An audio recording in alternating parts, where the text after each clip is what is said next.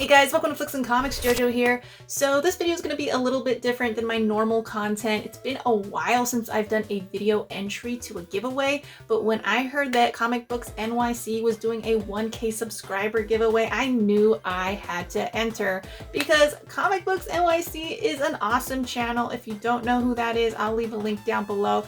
Great dude. I mean, Cobby's the best. You guys really need to go check out his channel. I know he hit 1K already because that's just how great he is, but you know, he's still doing this contest until, I'm not quite sure the exact date. I know it was sometime in February, so definitely go check his video out where he explains everything. If you do a video entry, all you got to do is show some collectibles. Doesn't even matter what it is. Doesn't have to be comics. It could be anything your heart desires. Since I first started this channel, I have wanted to share all my Nintendo handheld consoles. I figured I would just take this opportunity and finally show you guys my entire Game Boy collection, and I'm so stoked for it because, like I said, I've been trying to plan this video for ages now, and you know, between Flix and Comix, it's just not happening. It's not, you know, my channel's not called Video Games and Comics, like, unfortunately, but yeah, so it gets a little tough to try to find an opening for this video, so let's do it. So first up, I'm going to share with you the first Game Boy that I ever owned. I figured I would start here because even though it's out of like chronological order in terms of Nintendo releases, it's the model that means the most to me. It's what got me into retro handheld gaming. So yeah, here it is, guys.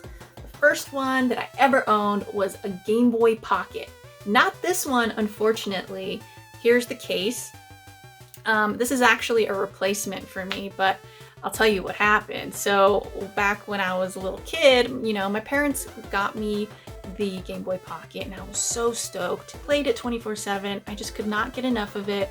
And I would always play Toy Story, the Toy Story game on that. I remember joining my mom to a car dealership. She was looking for a car and we were like waiting for someone to help us. I was sitting there inside the little lobby there, and as a kid, I put my Game Boy, this case, into a bigger bag, and I accidentally left the bag there, and we left, and it was actually kind of far away from where we lived, so I never saw that thing again, and it broke my heart. And I got another Game Boy later on down the line, but that first Game Boy that I had always meant so much to me. Around 2012, I was like, you know what? I want to see if maybe I can find this thing on eBay.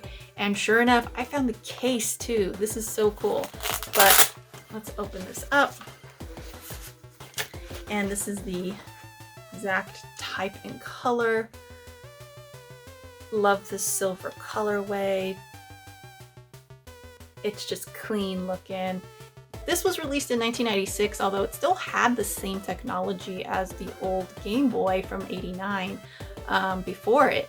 But, you know, the only cool thing about it was that it was smaller. So yeah, this was really neat. And then this one also only carried two small AAA batteries, as opposed to the bigger Game Boy that carried 4 AA. So yeah, it was a lot, you know, more slim, more compact, easier to carry around, easier to put in your pocket. So yeah, I loved this thing, and to find it again on eBay was such a blessing to me. Like, I could not believe it. And I found my Toy Story game too again, so yeah, replaced all of that. But as I was looking in 2012, I started seeing all these other cool Game Boys that I had no access to back when I was younger. I just felt like I opened Pandora's box by going into eBay and just searching Game Boys. Like, it was nuts. And you know, they were all like really pretty affordable at that time.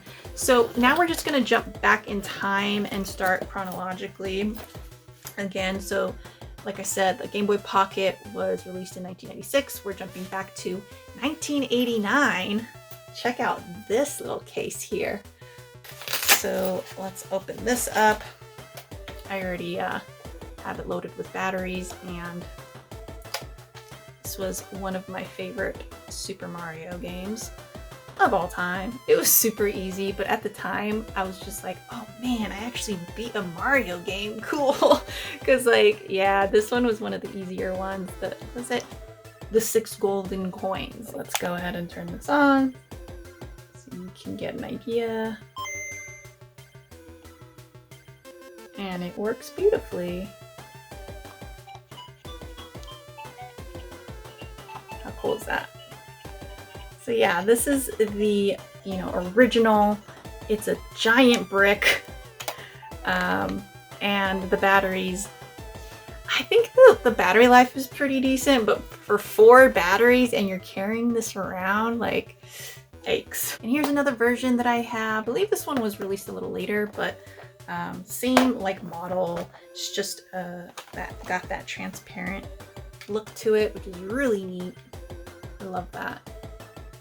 But yeah, it's a beautiful, beautiful console, I think. Even though it's like a brick, I still think it's so cool looking. So yeah, very, very nice there. And here's a couple of games I can share. Let me take it out of the case, actually. These little cases. We got Wario Land, Super Mario Land 3.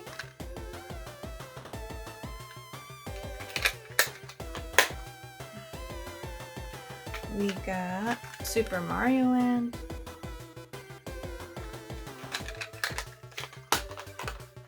We got Tetris Blast. We got Legend of Zelda Link's Awakening. We have Tetris 2.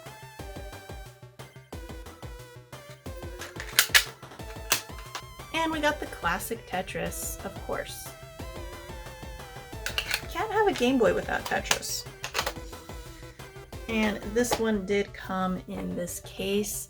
Not the best case in the world. I like that, it's transparent like the actual Game Boy, but yeah, if you're traveling or anything, this is not the best thing. So yeah, I just have it in here for now because I'm not moving around too much, but overall, I would definitely recommend a softer case for that. Before the Oculus, before current virtual reality games, guys, this thing was out back in the day.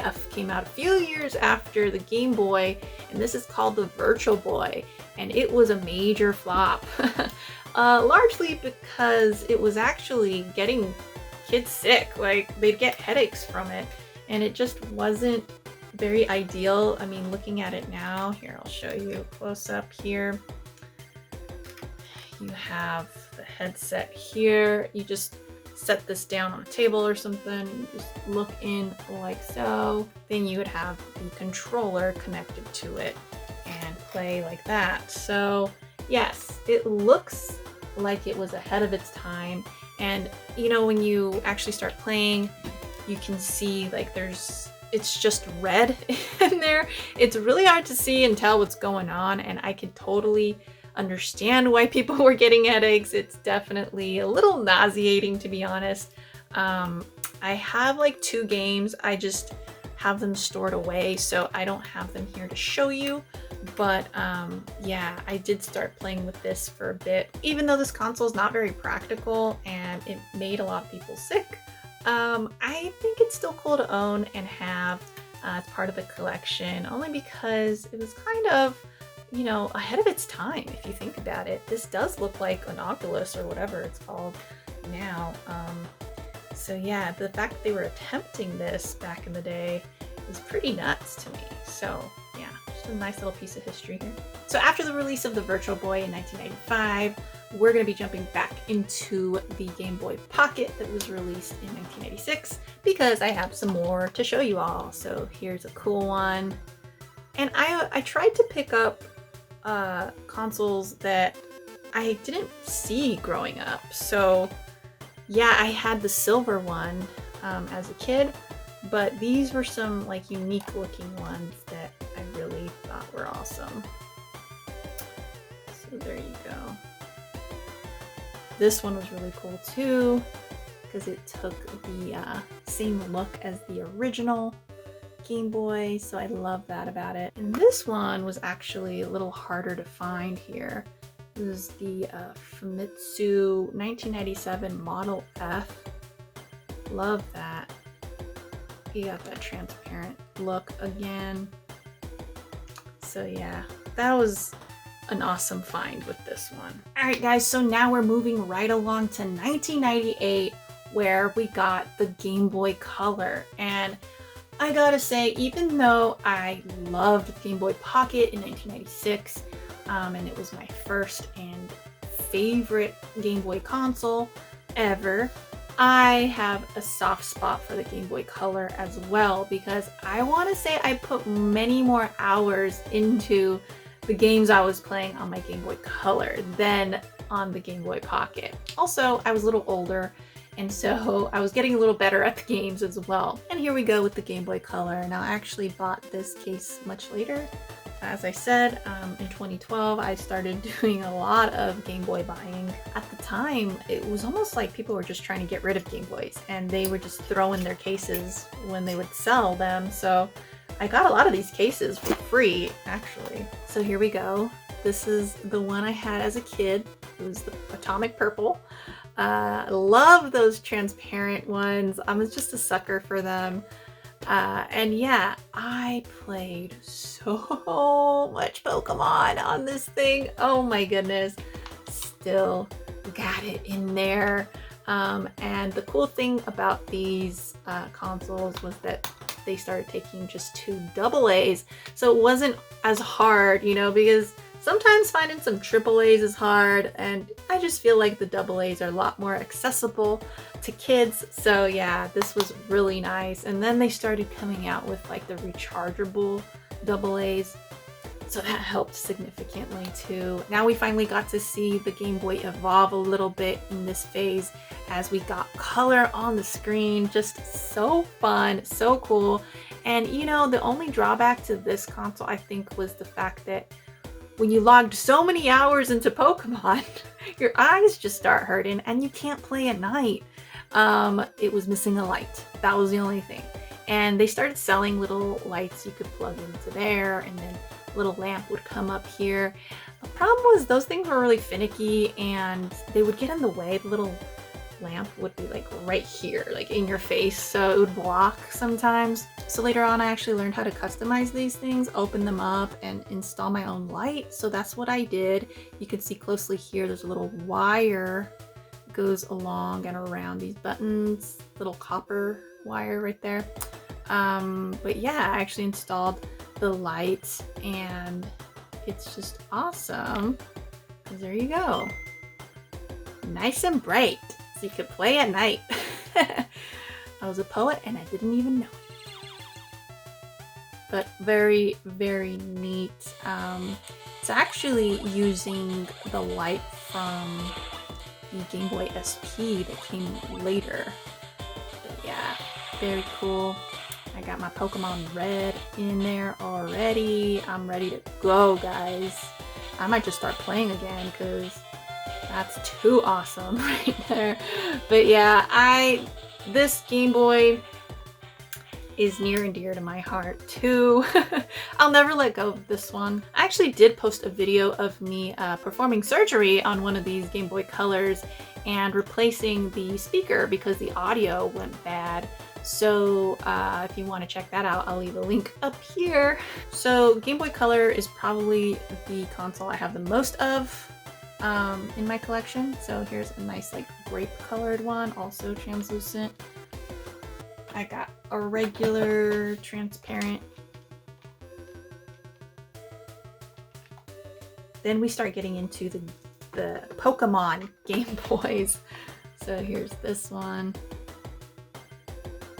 This one's probably the more common Pokemon console, I would say. Then we have this one here.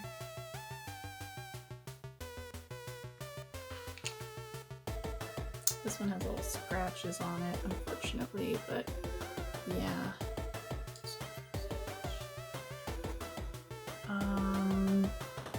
This one was a little more hard to find. believe this one was from Japan. The two that I have left are from Japan, I think. Yeah, this one's different because it's got the Meowth there. And it's the dual colored as well. And then we have, this one's like my favorite, I think, of the Pokemon Game Boys. I love it. Beautiful. Beautiful. I love the little light. Is Charmander's little flame tail. Super cute. I love this one. This one was hard to get a hold of too at the time. I can't even imagine how it is now trying to find this thing. Moving on to 2001, we got the Game Boy Advance. This was one that I really didn't care for. I didn't get it till 2012. I totally skipped this one. I just didn't like the look of it. It just, the screen was bigger than your Game Boy Color. I'm sure it felt better in hand and it played better, but I just, yeah, I don't know why. I thought it was so ugly. It's an ugly little design. But it took 2 AA's as well. You weren't seeing the Super 8-bit anymore. It was more like, is it the 16-bit? It's more like the Super Nintendo type of style, and the cartridges were different as well. They're a lot smaller so that they would just fit in like that. And yeah, they're just like half the size. I only have one more of those Game Boy Advances, and that's this one. It's the Pokemon version. It's got that like pearly color to it. But yeah, again, not my favorite Game Boy of all time, but you know, I have to represent the Game Boy Advance, so might as well get a Pokemon one. And that white one, this one was kind of just a throw-in when I bought a different Game Boy, so every once in a while I do just like grab one of these and just, you know, wear and tear this one out instead of some of my other ones. So yeah, that's what that's good for. So after we saw some improvements with the graphics and the bigger screen for the Game Boy Advance, we do move on to 2003 with the drop of Game Boy Advance SP. Now, the Game Boy Advance SP was awesome. Why, do you ask? Well, I'll show you. I didn't charge this, so I can't actually show you, but I can show you a little button here. That's a light button. So they finally installed lights in our consoles, so that's awesome. This is just a simple like pearly white version that I just use to play for wear and tear purposes. I don't really care about this one very much. There are other ones here that are more collectible for me. But yeah, this is a great console. This is one of my favorite. I don't know, I can't say it's my favorite because, you know, the Game Boy Pocket and the Game Boy Color take that. But this one though, it's so practical. The only thing I really didn't like about it was that they changed the buttons into like tabs. And I'm not a fan of that. I like the feel of the actual button, like pushing down. This is just like a little click. It's like more like a little tab than anything else. So it's like, I don't know what they did, but I didn't like that too much. I loved the fact that it came with a light. So you didn't have to worry about installing a light or, you know, buying one of those weird little lamps for it. So you could play at night finally. So that's why this console was great and like revolutionary. It's crazy to me that it took them so long to add a light to these things, because you wouldn't think that that would be such a hard technology to add, but they finally did it in 2003. I remember vividly buying this my junior year of high school. Looks just like an NES, just amazing. And here we go inside. Beautiful looking console there. Love this. I knew immediately like I needed this in my life. I remember when it dropped and I was just like, wow, that thing is awesome. I did have an NES growing up. So yeah, I definitely put that piggy bank money to good use here. And you couldn't get me off this thing when I first got it. Like, it came with all the like classic NES games as well.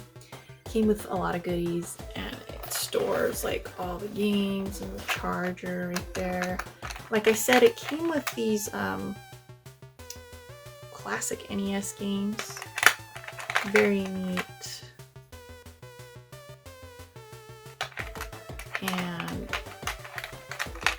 I've just kept them in pristine condition as well.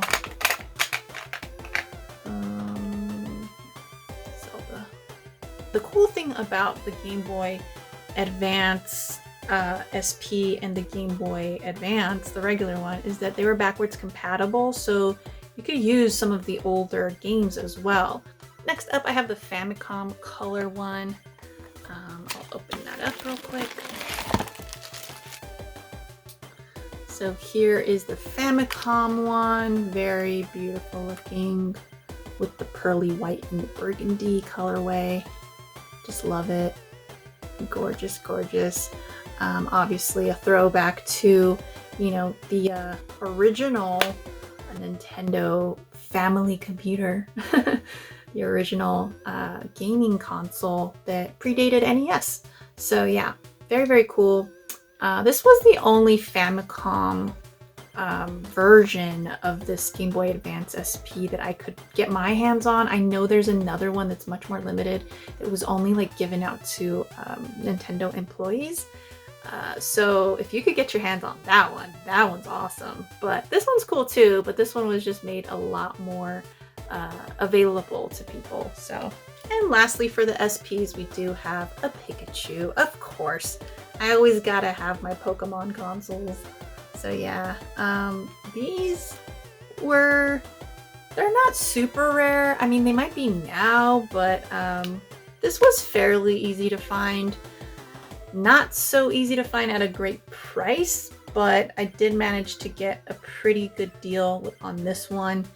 A lot of them you'll see are scuffed up on the face.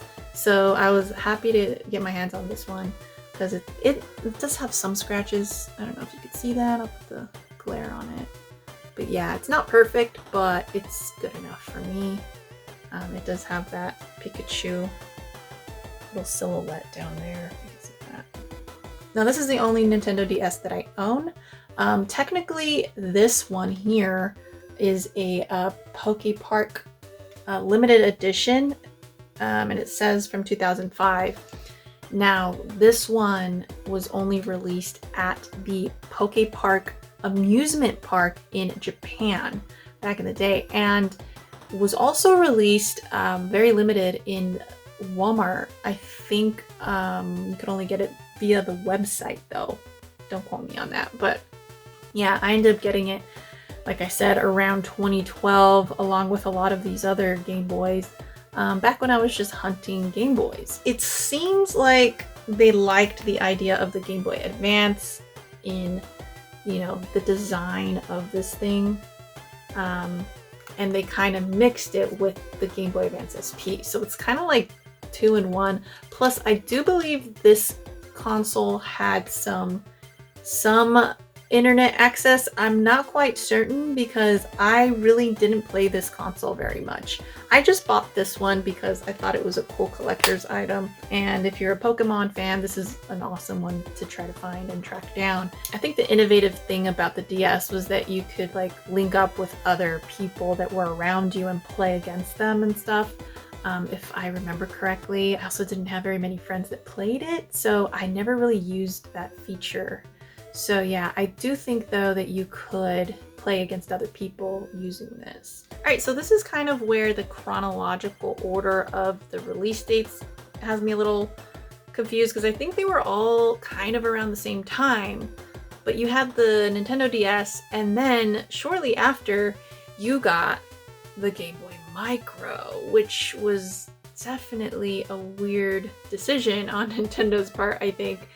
But I guess this was for the people that weren't really taking to the DS, the newer technology, and just wanted, you know, to kind of be old school and not change their ways. So you had this. It basically looks like a smaller version of the Game Boy Advance. So yeah, that one was interesting. With this one, you also just charge it. You don't, no batteries required. What's funny about this one is that the game is like almost as big as the console. So you just put in, they take the same games as the Game Boy Advance. I don't think these were backwards compatible. But yeah, the screen is tiny. I mean, the size is nice, but then at the same time, it's not nice because the little images are very small. So you'd have to like squint to see. But the actual size of the console is kind of neat. I was kind of impartial to this one, but I do like how it looks. I think it's slick. And yeah, I don't think this one did too well either with sales. So here's a silver one here. I got these for dirt cheap. I got this one for, actually, this was close to free. I got it for next to nothing because the audio was messed up on this one. When you try to turn up the volume, it sounds weird. So you have to, if you want to hear the volume, you can plug in your headphones or whatever. But this is the Famicom edition of the Game Boy Micro, which I think is really nice looking. But yeah, really happy I scored that one. And lastly, for the Game Boy Micro, we do have one. It's not completely sealed or anything, so I'll just take it out. Here we go with this hot pink one. I believe this one was released in Europe. I don't know if it was released here, but yeah. Like I said, most of these I got in the aftermarket. I don't know how much any of these are going for now. It'd be very interesting to go and check that out. Like retro games and collectibles, I feel like they're all just coming back hard in full swing. Alright guys, and for the DS Lite, this is the only one that I own here, and it is Pokemon Black version. Comes with the game. Take it out for you. Here's the game. So yeah, there it says Wi-Fi connection. So yeah, the DS and the DS Lite, you were able to connect to the internet finally. So that was kind of cool. Although, like I said, I never really did because I was more of a retro gamer. This was kind of around the time that I was just like kind of off of consoles, and I just found these later on and was like, oh, that's kind of a cool console. So here's a little case that came with it. I love the look of this. It says Pokemon Black down at the bottom. And you got their silhouettes.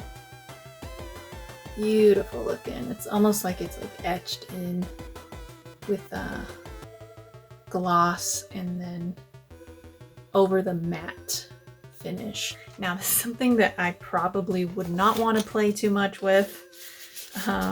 It's just so nice looking, and I know if I put my grubby little hands on it, I'll mess it up. Alright guys, so I have two more consoles here from 2011, and they're both sealed, but they are from Pokemon X and Y. I wish I could open them up and show you guys, but I have decided that I'm going to keep these in box, at least for the time being. So yeah, you know, I did have to still pick up my Pokemon consoles, even though I'm not so much into, you know, the later iterations of the Game Boy or the DS or whatever. And I think now, what is the new one called? I don't even know what it's called. The Switch.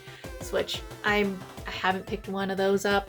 So yeah, I kind of fell off, you know. I loved the Game Boy Color and the Game Boy Advance SP. Those were probably some of my favorites, and obviously, you know, my first Game Boy, the Game Boy Pocket, was also up there. But yeah, that's it guys. That's my Game Boy / Nintendo handheld console collection in its entirety. If you like the video, give me a like or subscribe or both. And don't forget to go check out Comic Books NYC at his channel. You know, he's doing great things over there. You can also catch me on Twitter and on Instagram at Flix and Comix, and I guess I'll catch you over there. Later.